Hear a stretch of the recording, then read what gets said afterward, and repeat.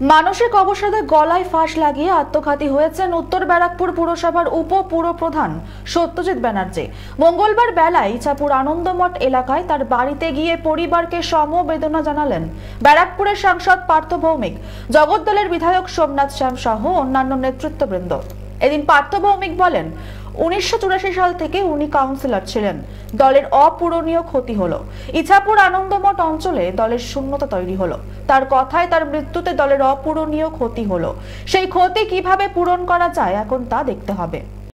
না, দলের তো ক্ষতি হলোই, কারণ উনি দীর্ঘদিনের কাউন্সিলর, প্রায় 84 সাল থেকে উনি কাউন্সিলর ছিলেন।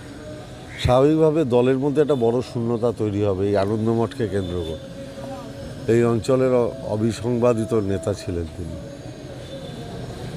অপূরণীয় ক্ষতি, দেখা যাক এই ক্ষতি কিভাবে মেরামত করা যায়।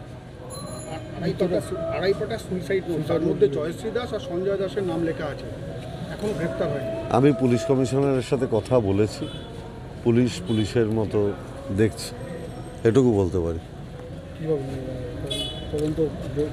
এটা তো পুলিশ বলতে পারবে, আমি পুলিশ কমিশনারকে সব জানিয়েছি। বাদবাকি সমস্ত কাগজ পরিবারের পক্ষ থেকে পুলিশ কমিশনারকে জমা দেওয়া হবে। ইছাপুর থেকে হিমাংশু শেখর ভট্টর রিপোর্ট, চ্যানেল 24/7।